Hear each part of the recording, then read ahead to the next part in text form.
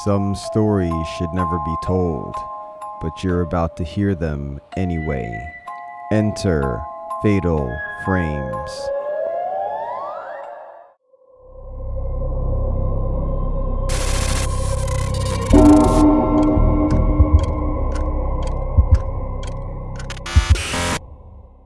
In 1951, a landlady in Florida touched a doorknob and found it was hot. When police opened that door, they found a pile of ash, a few coiled springs from a chair, and a single foot still wearing a slipper. The rest of the woman, all 175 pounds of her, had been reduced to roughly 10 pounds of ash. But here's what disturbed investigators most.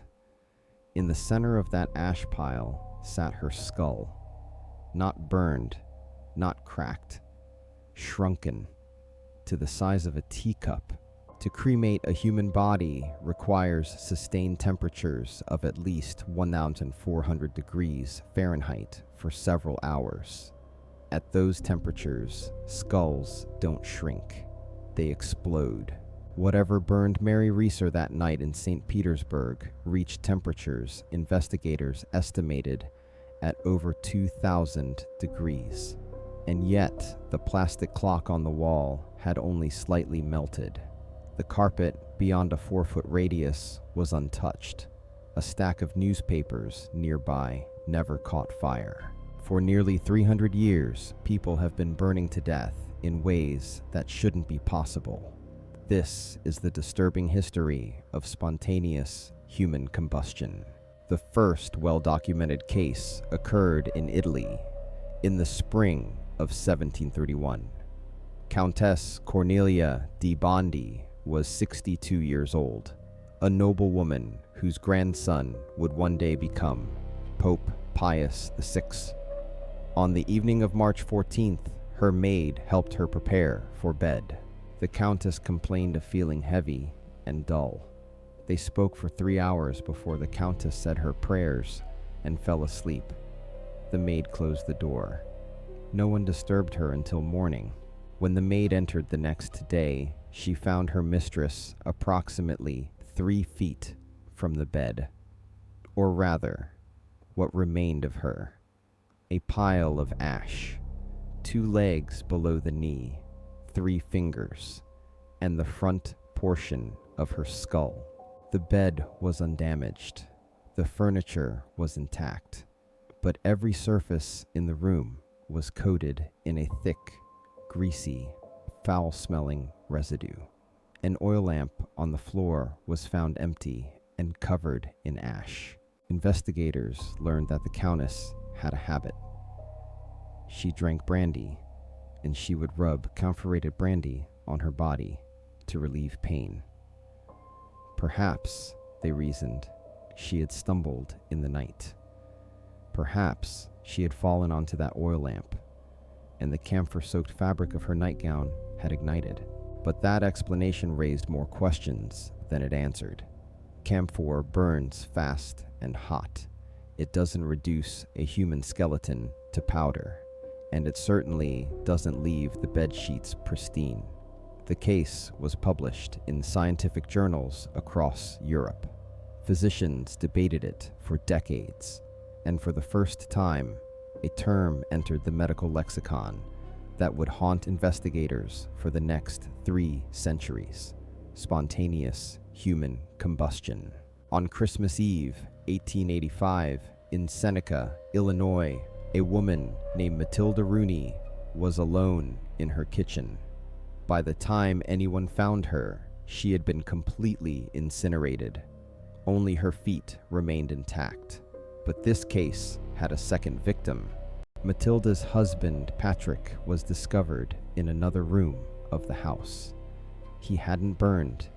He hadn't been touched by flame. He had suffocated.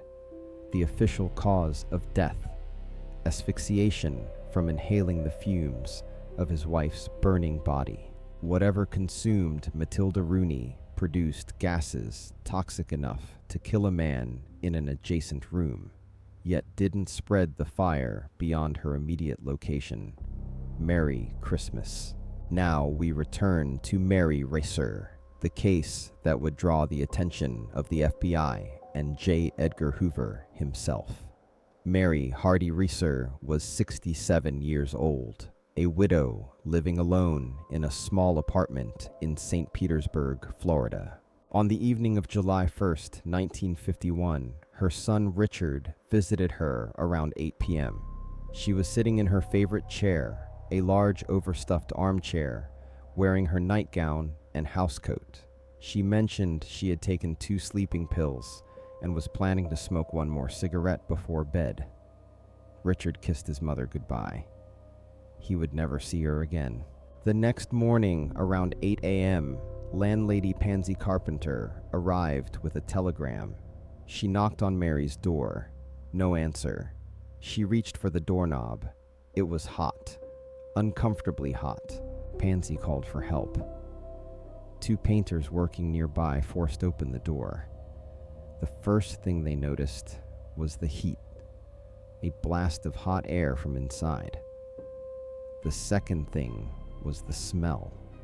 They found Mary Reeser, or what was left of her, in a 4-foot circle of destruction. The chair was gone, except for its springs. In the center sat a pile of great ash. Among that ash, police found her spine, a portion of her liver fused to a vertebra, her left foot still wearing a black satin slipper, and her skull. Mary Reeser's skull had shrunk to approximately 1/4 of its normal size. Investigators described it as the size of a teacup or a baseball. This should not be possible. Dr. Wilton Krogman, a physical anthropologist who consulted on the case, was baffled. I have posed the problem to myself again and again of why Mrs. Reeser's head did not explode. It is beyond my understanding. I regard it as the most amazing thing I have ever seen. The damage told an impossible story. To reduce a human body to ash requires sustained temperatures exceeding 2,000 degrees Fahrenheit. Yet a plastic electric clock on a wall 12 feet away had melted and stopped at 4:20 a.m., suggesting the time of death. But it had only softened, not burned. Candles on a nearby dresser had melted into puddles, but their wicks remained. A stack of newspapers in the room never caught fire. Local police were so confounded that they sent evidence to the FBI laboratory in Washington. J. Edgar Hoover took personal interest in the case. The FBI analyzed glass fragments, teeth, bone fragments, chair stuffing, fibers from Mary's nightgown, and the greasy residue that coated nearby surfaces.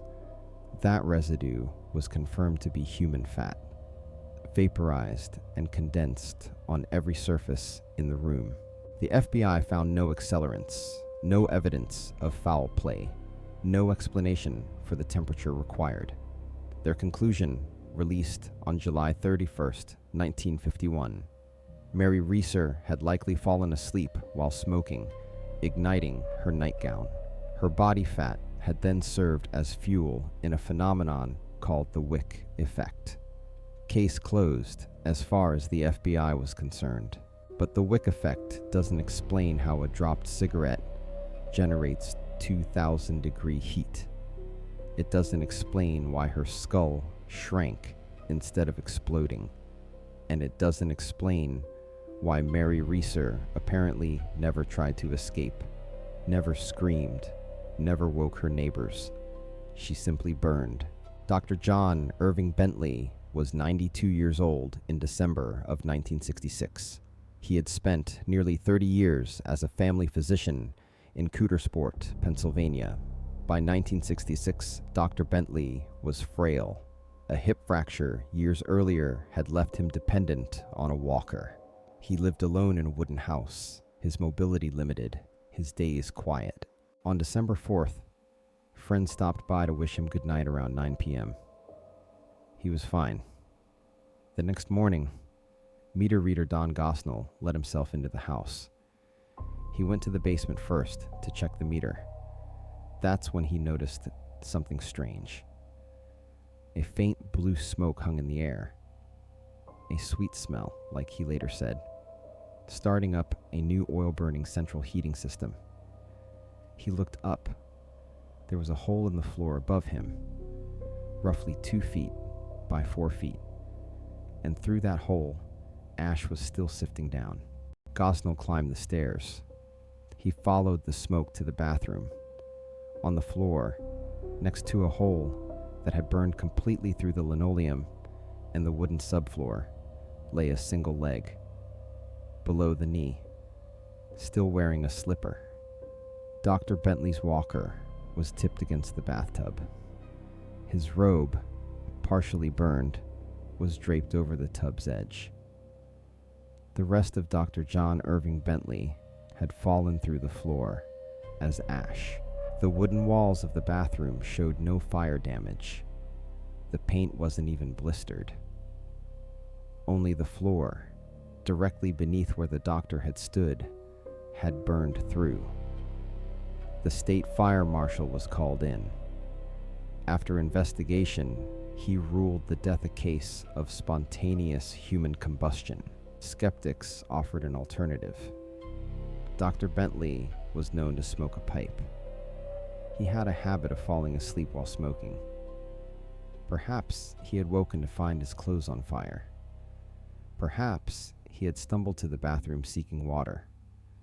Perhaps he collapsed before he could save himself, and the flames, fed by his body fat, slowly consumed him through the night. But the fire burned hot enough to reduce a human body to ash, including most of the skeleton. Yet it didn't spread to the wooden walls inches away. Dr. Bentley's robe was draped over the bathtub. If he was trying to extinguish himself, why remove the burning garment and place it so carefully? And if a fire burned all night in that bathroom, why didn't the smoke alarm go off? Why didn't the neighbors notice? How a 92-year-old man on a walker burned himself to ash in a wooden house that didn't catch fire was never explained. One of the most frequently cited arguments against spontaneous human combustion is the cigarette. In case after case, investigators point to smoking as the ignition source. But in January 1980, in the Welsh town of Aberystwyth Vale, a 73-year-old man named Henry Thomas was found incinerated in his living room. Henry Thomas did not smoke. Henry's neighbor noticed something strange on the evening of January 5th, a foul-smelling smoke rising from Henry's chimney. He assumed Henry was burning rubbish. The next morning, police were called. They found Henry, or what remained of him, in his armchair. His body had been incinerated from the waist up. His skull remained. His legs below the knee remained, still wearing socks and trousers. Half of the chair he sat in had been destroyed. The other half was intact. The television across the room was still on, but its control knobs had melted from the heat. Henry's glasses were found neatly folded in the fireplace grate. His slippers sat positioned just beyond his remaining feet. According to the first officer on the scene, there was something else. A fine mist coated every surface in the room. The walls, the furniture, the windows. Vaporized human fat. Evaporated by extreme heat and condensed throughout the space. The inquest concluded that Henry had somehow set himself on fire while stoking his fireplace, perhaps igniting his hair, and then sat back in his chair, unaware, where he burned to death via the wick effect. But Henry Thomas didn't smoke. He had no candles lit, and the theory that a man would set his hair on fire, not notice, walk back to his chair, sit down, and burn to death without ever calling for help requires a series of assumptions almost as unlikely as spontaneous combustion itself. Every case we've discussed so far shares one element. The victim was alone. No one saw what happened. We only have the aftermath. But on September 15th, 1982, in Edmonton, London, a woman named Jeannie Saffin caught fire in front of her own father. Jeannie was 61 years old, but she had the mental capacity of a 6-year-old child, the result of birth defects that had affected her cognitive development.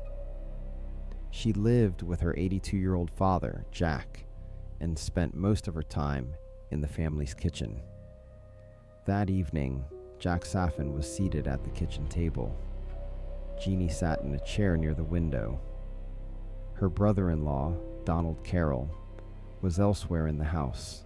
Jack was reading when he saw something in his peripheral vision, a flash of light. He turned to ask Jeannie if she had seen it. His daughter was engulfed in flames. According to Jack's account, the flames were concentrated around Jeannie's face and hands. She didn't scream. She didn't move. She simply sat there, her hands folded in her lap, as fire consumed her. Jack rushed to her and began pulling her toward the sink. He shouted for help. Donald Carroll came running. What Donald saw when he entered the kitchen would haunt him for the rest of his life. Despite being deaf, Donald described the flames coming from Jeannie's mouth as making a roaring sound, like a dragon, he said. The two men managed to extinguish the fire. Jeannie was rushed to the hospital. She was treated for third-degree burns and transferred to a specialized burn unit. 8 days later, she died of bronchopneumonia, a complication from her injuries. At the inquest, Johnny's family suggested spontaneous human combustion. The coroner dismissed the idea entirely. There is no such thing, he said, and recorded an open verdict. But the family's questions were never answered. The kitchen stove was not lit. Jenny had no matches, no lighter, no source of ignition. The wooden chair she sat in was not burned. How does a woman catch fire in a room with no flame? In front of 2 witnesses, while the chair beneath her remains intact. Skeptics later suggested that Jack Saffin may have knocked embers from his pipe onto his daughter's clothing, and that a cross breeze from the open window and door had fanned the flames. But Jack Saffin insisted he had not been smoking his pipe, and even if he had, pipe embers don't typically cause a person to erupt in flames like a dragon. Jeannie Saffin never spoke, never screamed, never tried to flee. She simply burned. George Mott spent his career fighting fires. As a firefighter in upstate New York, he understood combustion better than most. He was 58 years old and retired when, sometime in the hours before the evening of March 26, 1986, he apparently caught fire in his bedroom in Crown Point, New York. His son, concerned when George didn't answer phone calls, sent police for a welfare check.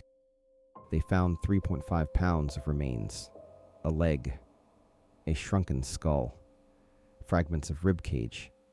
George Mott, a man who had spent his life understanding how fires worked, had been reduced to ash in his own home.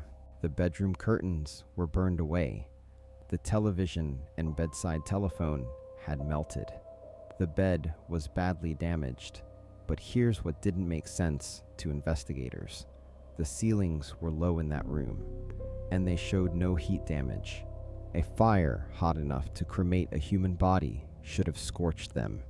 Even stranger, everything inside the closed refrigerator had melted. The appliance was several feet from the bed. George Mott was not a smoker. No external ignition source was ever identified.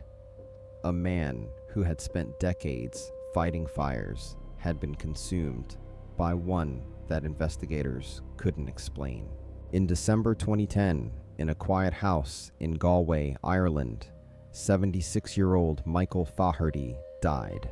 What makes his case different from every other we've discussed is this. Michael Faherty is the only person in modern history whose death was officially ruled spontaneous human combustion by a coroner. On the morning of December 22, 2010, a neighbor noticed something wrong and called the fire brigade. When they entered Michael's house at Clareview Park in Ballybane, they found him in his living room.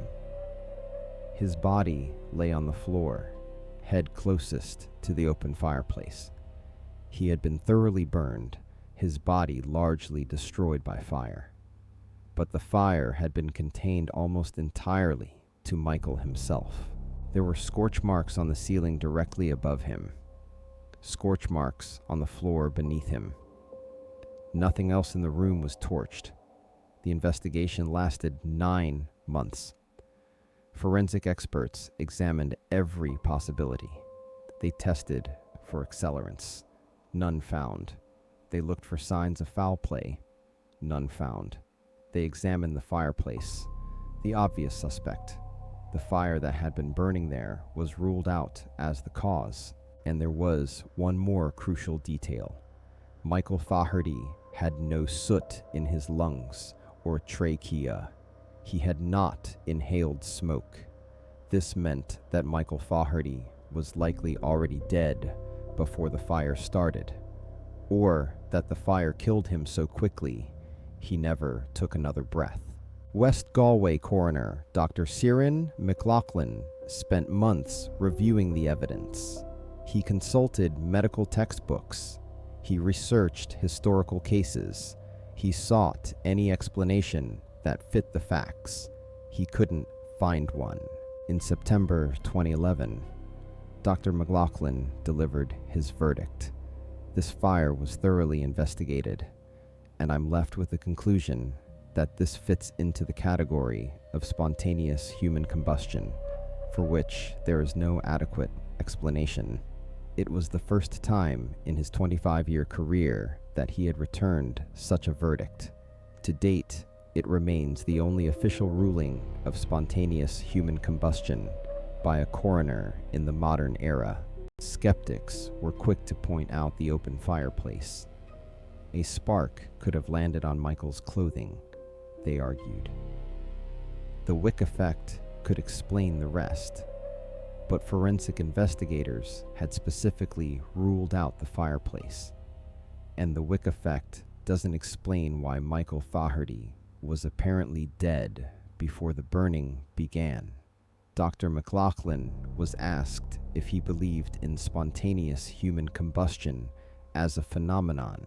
He said he didn't know. All he knew was that he had a body that had burned in ways he couldn't explain. So what does science say? The most widely accepted explanation is called the wick effect.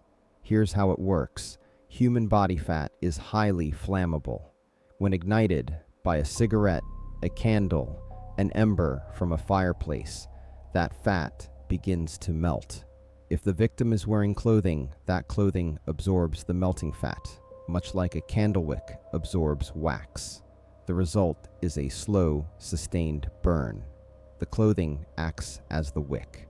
The body fat acts as the fuel. The fire burns inward rather than outward, consuming the torso while leaving extremities with less fat relatively intact.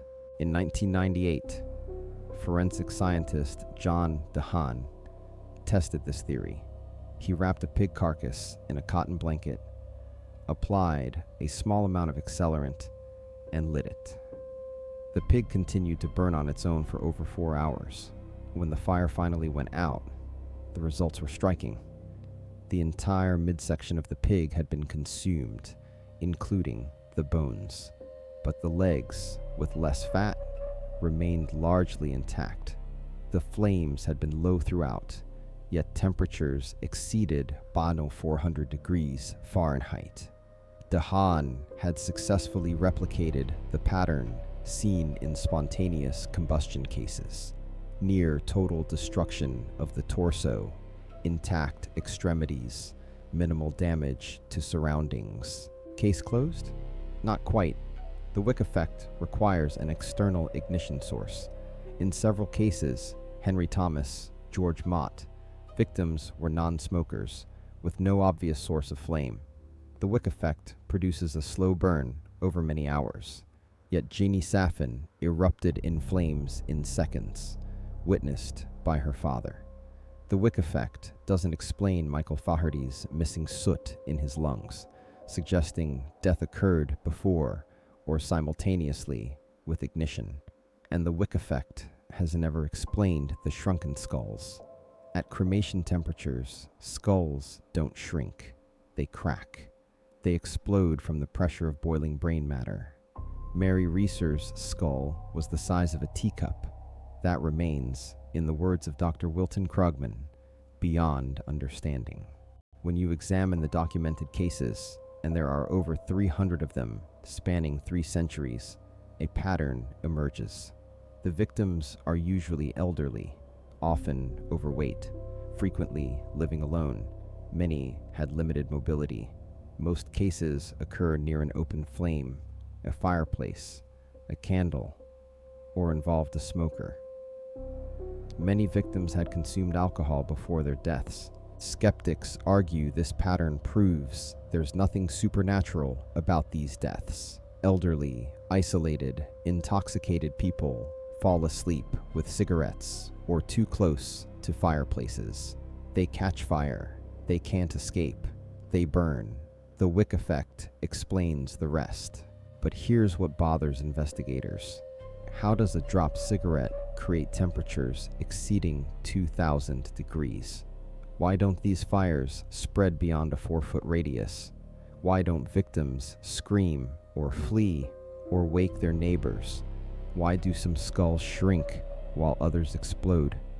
And why, in case after case after case, do we find the same impossible scene? A human being reduced to ash, while the chair beneath them remains half intact, while the curtains nearby never catch, while the rest of the room looks almost untouched. The human body is roughly 60% water. Under normal circumstances, we don't burn easily. And yet, for nearly 300 years, people have been found reduced to ash in their living rooms, their kitchens, their bathrooms, while the buildings around them barely smolder. Science offers the wick effect, but the wick effect requires a spark, and in some cases, no spark has ever been found. Maybe we understand fire less than we think. Maybe there's something about the human body, some chemical process, some rare condition that we haven't yet discovered. Or maybe, in the words of Dr. Cinder McLaughlin, there simply is no adequate explanation. The next time you sit in your favorite chair, the next time you drift off beside a fireplace, or with a candle burning nearby, consider the 300 people who came before you, who sat in their own chairs, who felt perfectly safe, who burned,